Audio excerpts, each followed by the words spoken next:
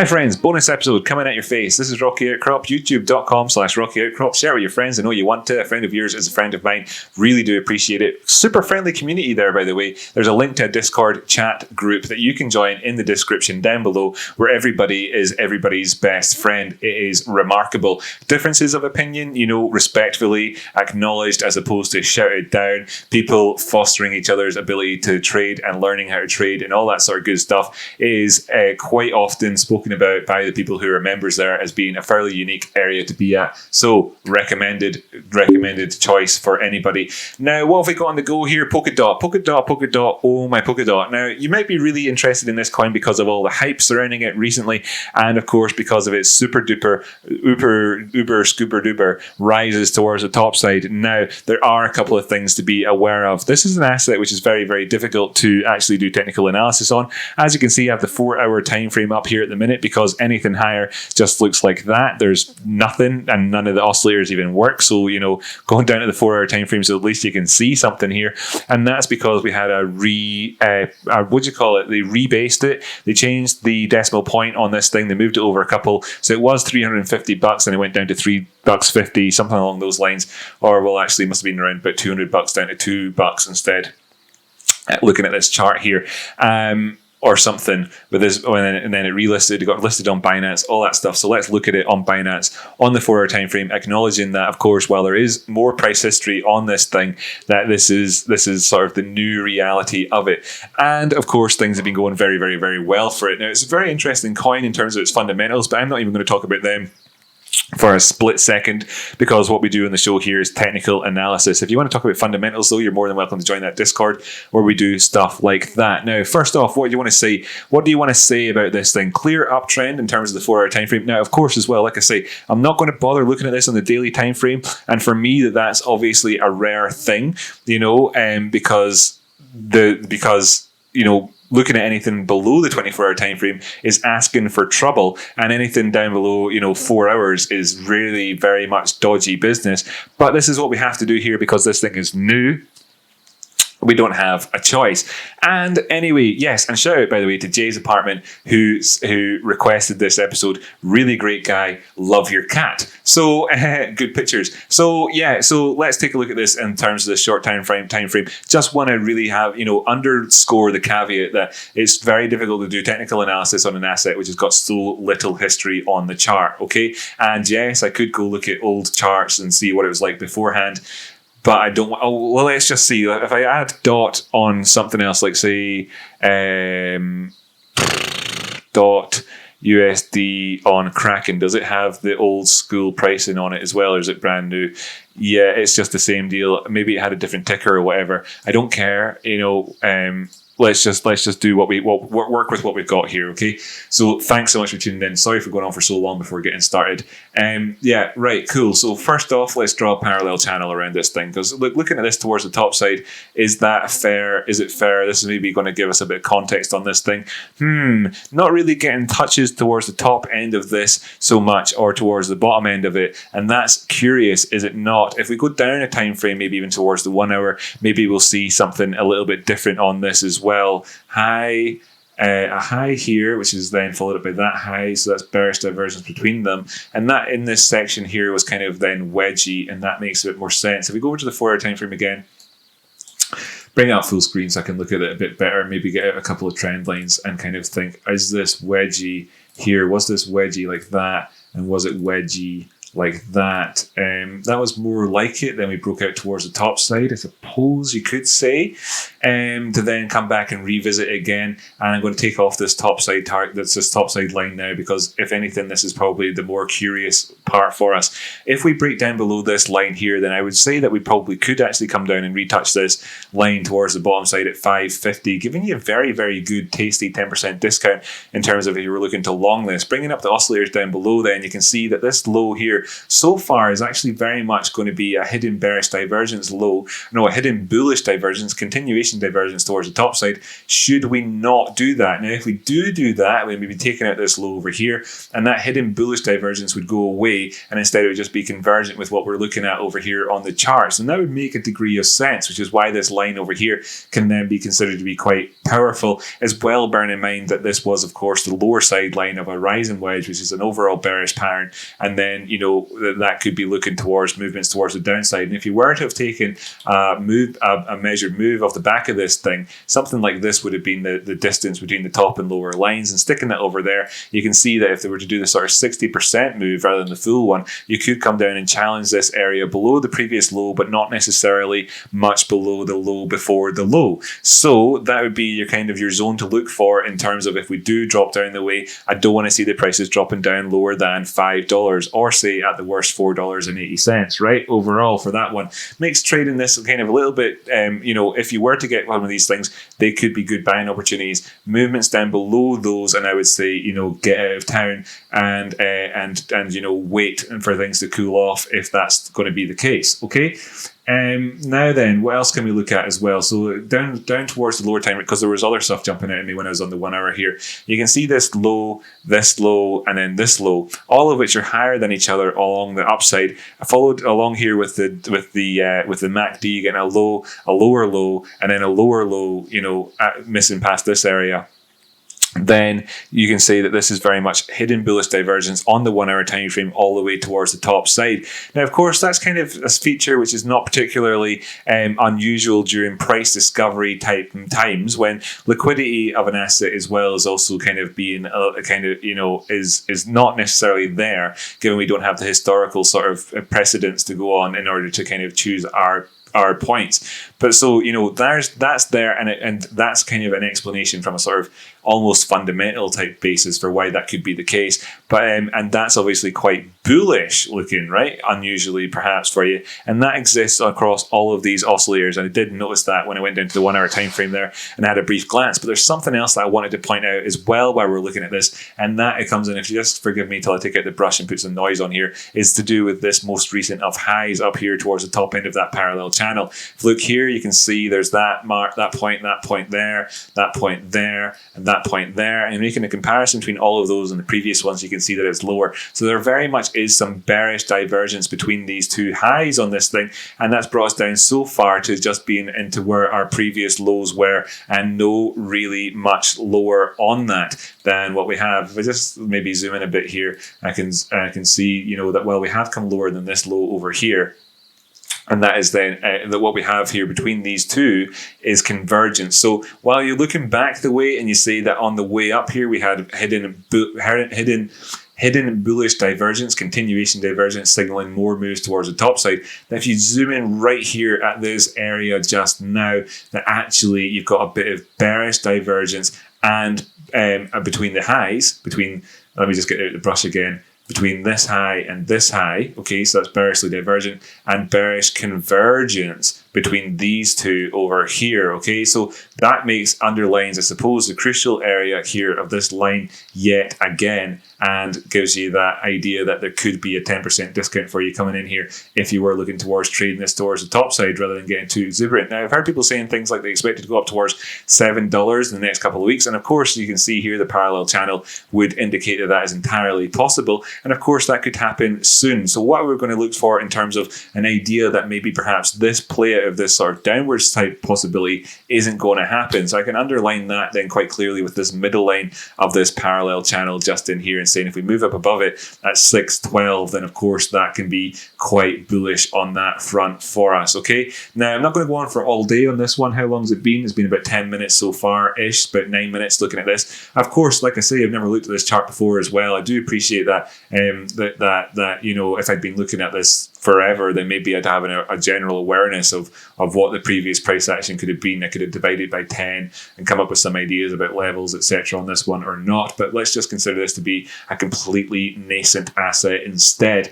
Nascent comes from the Latin for to be born, by the way. That's why in Spanish the word for born was nacido, como puedes decir, yo he nacido, or whatever. So that's whenever I was born. So so that's how that works. So that's what nascent is. There's another takeaway. I know that sometimes people like to get words explained to them in English so that you can sound posh, or like you've got educated, or whatever words you want to use. Now, this is a clear zone in terms of I've just flicked over to the Bitcoin pricing. Sorry, I should have said that as I did it.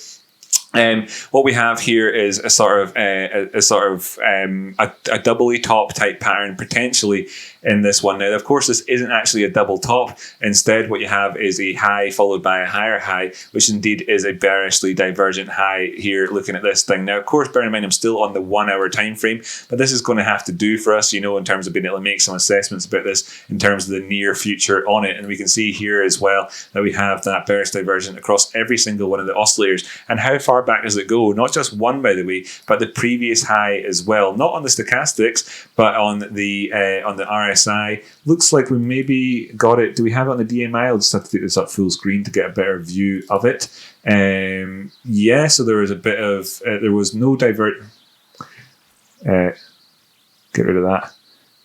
Yeah, so okay, actually there wasn't any divergence between those two highs on the DMI, but there was on the RSI, so not on the stochastics, not on the DMI, and indeed it's there on the MACD as well. So there are a few things kind of saying to us, hey, warning signs. And that's okay to have that as part of an upward trend, because as you can see, we're clearly trending towards the top side.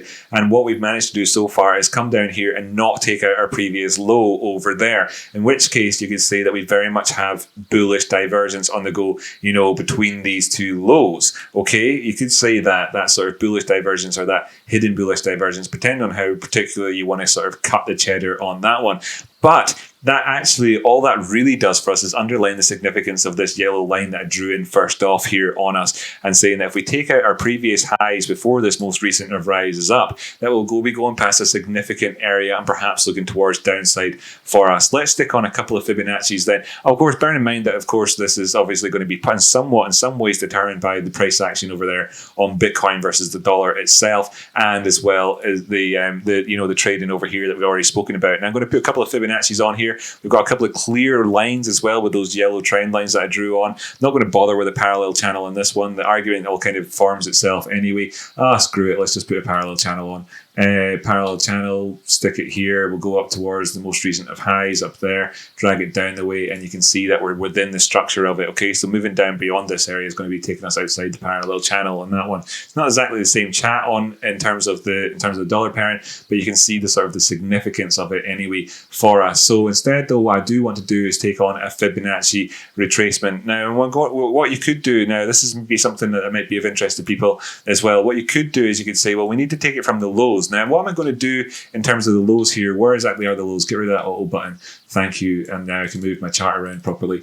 Where are the lows? Does this low over here, where we had this huge candle here on the 1 hour candle just whenever it started trading, necessarily constitute that for us, or not? Likewise over here on the Bitcoin or the dollar parent, can we really rely on that, which is obviously the handle itself is hidden behind the volume candle here? Can we really rely on that or not? Well, I have used it for the parallel channel, and maybe that's wrong. Maybe really what I ought to have done with this parallel channel is done it like I did on the Bitcoin one and made that point there. Actually, that's probably better. So if you stay tuned till now, then you can see how that's probably better. I can just remove that yellow line as well to show you how that all lines up. It's probably better. It's probably better if I just ignore that. So let's, instead of using this point here at the start for our Fibonacci's, use this point, the most recent of the low, the swing low before the move and up towards the top side. Okay, that's why we're going to do that. Now I think you've got a better, at least you can take away something from this episode when it comes to doing your own charting in the safety of your own home. Looking down here towards the left then and drawing this in up towards the right, because you always do Fibonacci retracements left to right. What do we see where the 236 is? Well, it comes right here at that 51,000 Satoshi level, 51,000 and 58. So if we were to go below that level, we'd also be going below, what's that? Oh, lo and behold, that's where our yellow line is. And of course, if you remember from what about a minute ago, that's where the end of that channel is. So there's certainly that thing which people like to talk about, which is called confluence. Confluence. Now, flu is from the sort of the word like fluid, and it's to do with the flow of things, and that you've got two things going together, como like arrivederci, as well as so like so you can say arrivederci towards the bullish short-term trend if the two rivers collide and we get that confluence towards the downside, okay, where two things are flowing together. So we could have that happen if you like, if you will, if that around that area, and then perhaps we've got some downward side targets we could look to. If this were to just immediately sort of turn around and you have your previous lows in here, which came in there around about the 382 over there at the 45 area, 45K. Now, if we go beyond that, the 50% retrace, where of course Dow, who was famous stock man back in the day, came up with this 50% retrace area. You could look towards that. He's such a genius. He invented 50%. Before then, nobody really knew. We're all like, what is half? What is half? Anyway, if you look towards half, then you've got 41K, and the golden pocket zone itself comes in there somewhere between the sort of 36,946 and 35,763 areas in there. If you're looking for a golden pocket retrace on this thing, all of which would still be perfectly okay in terms of a bullish retracement. Things, of course, get very much more difficult to sort of swallow in terms of movements down towards the 786. And if you bear in mind where the 886 is coming in at, that's right in here at the sort of the initial pricing of this thing. So if we did see that, that would be a huge withdrawal in the price action. And of course, I don't think anybody would be really trading this in terms of adding, buying the dips as the so-called traders who are not traders at all say in the world. So what you're looking for, of course, is that confluence. What could we have if we in that targets towards the downside? Could be those if you wanted to be sort of kind of negative on this in terms of the overall structure. And this is called a retrace, and a retrace against the prior trend. And the prior trend is your friend, until such times as say you've completely undone the whole thing. So let's just kind of,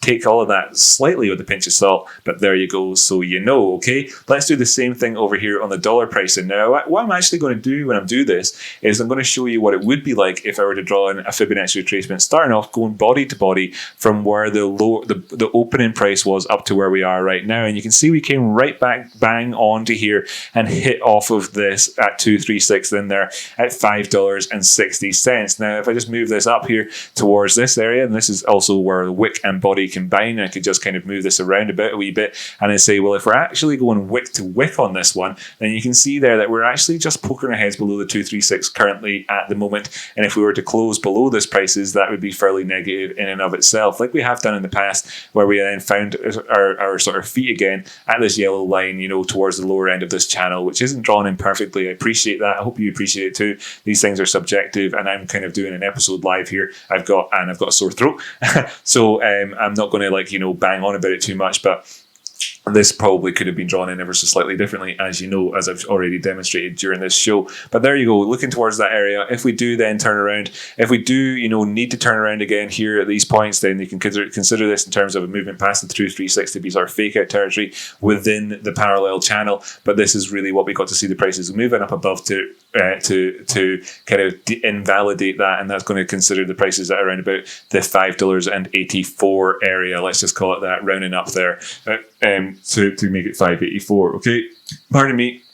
And that's taking it from the sort of the swing low before the movement up towards the top side. Just a quick reminder, if you've been watching, you're watching along there, that we're actually above it. If you take it from the opening price here on the exchange there on that price, which it must have opened at about $2 or so for that to have been the case, right? Okay, so it looks like to me it opened at $2 and moved up towards the top side. So depending on how you do this, and both of those would be considered, in my opinion, to be valid, given my justification for doing this at the start, like I kind of explained there already. Now, what else would I really need to talk about in terms of this thing? I've covered the divergence, I've covered the sort of the shape of it, I've covered whether or not it's in a pattern at the moment, I've covered the aspect of it being in a doubly top pattern, of course, the sort of Adam and Eve aspect of this thing, despite the fact that this high is higher than this one, and if we did come up, then I suppose the last thing that I would say is that it would be very easy for this to form a head and shoulders if we did come up and not manage to take out this price point here at 55,000 Satoshi bushies, right? And the same thing could be said over here as well. Of course, we've got a sort of downward sloping sort of neckline on this thing, but if we don't manage to take out the price point at around about 650 again towards the top side, then maybe, you know, if we did move up the way, then maybe you'd be looking at a head and shoulders on this thing. And of course, in terms of the parallel channel and everything else, including this yellow line, if I drag on up the way, that would create that confluence down the line for you. So I kind of have to project a little bit in this episode as to future, you know, a little bit projecting a wee bit out here into the future, because we are operating on exclusively the low time frames in order to do this. Now, I'm not going to go any lower than that. I'm not going to go into the 15-minute or anything. I'm not going to look at the daily time frame on this either. Actually, what I'm going to do now is tune out and say thank you so much to Jay for suggesting this episode, and as well for sending me a tip for doing it. That's really, really nice of you. If you are like-minded like Jay, but you want a more convenient way of sending value back towards the channel, you can absolutely hit that join button down below and join, and then, you know, choose one of the levels. Of course, you don't have to do that, and I really just appreciate people, you know, who hit the subscribe button, because that really does help the channel grow, you know, hitting that subscribe button and hitting that like button. And indeed, if you don't want to do that, just watching the episode all the way through to now really helps as well. I'm really appreciative of everybody who takes the time out of their day to spend their time with me looking at the charts together. So thank you so much for that. And remember, a friend of yours is a friend of mine. So if you want to recommend somebody to the channel, you can absolutely go ahead and do that quite easily by telling them youtube.com/Rocky Outcrop, all one word. Thank you so much. Of course, it's /Rocky Outcrop. You know, all one word is describing Rocky Outcrop. It's not youtube.com/Rocky Outcrop, all one word. That would be crazy. Of course, none of us are crazy here on the channel. We're just human beings trying to find our way in the world. And if you want to do that amongst other people who have got a similar mindset to yourself, you can absolutely do that in the Discord. If there's a link to that in the description down below, and you'll meet many similar like-minded people to yourself. And we have got a very good attitude in there. So thank you so much for joining here. Thank you so much for watching this episode. I'm highly sorry to everybody that I've not come in here and said, yo, everything's looking extremely bullish on this one. But I think that we have to take the Popperian approach to trading, where you're actually looking to try and prove yourself wrong more than anything else. I think it's quite clear from everything I've said, where I think if it started to look like everything I said was hocus pocus and BS, you'd be able to tell that fairly easily and know that you're wrong. If I had just purely looked at this from a bullish standpoint, then of course, then I think that it would have been even quicker to see things go wrong, which is why it's probably far more productive to look at things from a bearish standpoint. Now, if none of this works out at all over the period of the next few days, I'll happily come back and do another episode for you, by the way, Jay, and you won't have to send me another tip for that, because, you know, I'd happily to eat the humble pie and say that I'm wrong. But, you know, in terms of my experience doing this sort of thing, those are the key areas to be looking out for, because of course, as ever, the trend is your friend until the end of the trend, and we're in an upward trend at the moment. Anybody who just wants to simply, you know, long this off the back of that is more than welcome to do so, and you won't necessarily go wrong. I suppose the last thing that I will do when I'm finishing off with this thing is stick on the moving averages for you, because we actually do have some of them. And if I take away all of the drawings so we can see this a little bit more clearly, then you can also see the confluence operating amongst these moving averages for us with this one. Thank you so much for staying tuned past the point of me saying bye. The only person out there that is actually doing this might be Jay. So if you are, then cheers for that, buddy. And let's look at this point together, okay? Looking at the 21 EMA, you can see it's above our head, currently offering up that resistance towards the top side. And down below us, we have the 50 simple moving average, and of course the 55 there, offering up that confluence where those rivers are flowing together. If we move beyond these zones, it's obviously fairly negative. Going down towards the downside, then at 475, you've got the 144 coming in. If we look over towards the Bitcoin parent, you can see that it's the same story, you know, where we have the 21 above our heads and the 50 here below us. And if we move down below them, these things, that would be obviously fairly negative. But of course, things are in such a stance at the minute where, you know, this is obviously in a very, very bullish stance with these things spread out towards the top side. And in the next sort of 1, 2, 3, 4, 5, in the next day or two, we'll get the 233 exponential moving average coming on here. It's not quite there just yet because we've not got enough periods. Jumping up towards the 4-hour time frame though, so we can see where the 21 EMA is on this. It comes in around about our previous lows, and I think that all ties together with whatever we said at the opening of the show. So if we did come down and visit this, that wouldn't be unusual. Let me just take a second or two actually to show you how this happens frequently in the world. Look at that coming into our previous lows.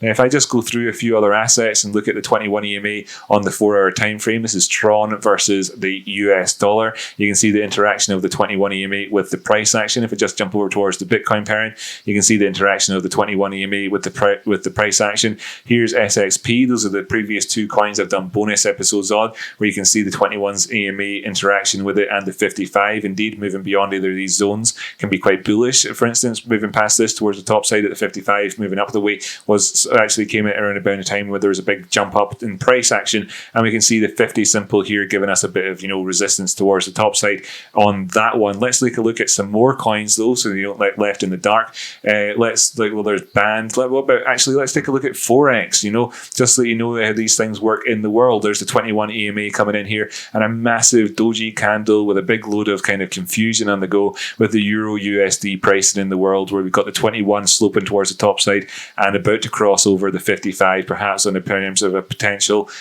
positive stance thing. Jump back over real quick to see that, of course, in terms of the 4 hour time frame here, the 21 EMA has got a nice solid upward slope on it, so that's quite bullish. And over there on the 1 hour, it's got this downward slope on it, so that's fairly negative. While the 55 still has its upward slope, but those two don't look like they're about to cross at the minute, but the price action is sandwiched between them. Movements beyond either of these two areas could see either a return to the upward slope on the 21 EMA, or indeed perhaps a cross towards the downside if it were to go towards the downside on this thing. And this is a story which continues across all assets. Look at XRP there, or don't, because it's a crazy coin. Let's look at Link and how it's performed around it. So that's an easy enough area to say, look, you can manage in terms of a short-term basis, you could certainly sort of use that in terms of a target for you to go towards, or indeed movements beyond it, the 50 simple, jumping back down the way then and throwing us once again here where we are between these two. And if you were to go beyond it, then that's sort of your questions for you kind of answered. And over up to here towards the 4 hour time frame, the 50 simple comes all the way down there at $4.17. That'd be very negative. Of course, 36,000 Satoshis is where the 50 is right now. I'd say it'd be a little bit premature to look towards those as targets, given the sort of the strength of the uptrend that we've had on this one. But of course, you'd be very much forearmed with that knowledge should they actually see these things transpire to that side. Right, that's more than enough time, far longer. That's about a 30-minute episode on this thing. I certainly didn't want to do at least 25-minute episode, right? Didn't want to do that, but here we are doing it. Hope you feel like you've got something to take away from this episode. Bit of value for money for you on that. Thank you so much to everybody for tuning in. Hope you hit that subscribe button. Hope you see that there's value to be had here as I get distracted, kind of looking at my mouse mat, cleaning bits of dust off of it. It's clearly time for me to tune out. So yeah, youtube.com/Rocky Outcrop if you want to share it with your friends. Remember, a friend of yours is a friend of mine. Do appreciate you tuning in today and all that. I kind of think that I feel like I went to that extra extent of this episode, not because you sent me a tip, buddy, at all. It's got nothing to do with that. It's purely to do with the fact that you are a nice guy, and I want to reward that humanity in you with this effort, and I hope that that is a good thing. Okay, I'll catch you next time. Thanks so much. I've been Rocky Outcrop. I'll be Rocky Outcrop when I come back tomorrow to do my Friday episodes before I take the weekend off. Thank you.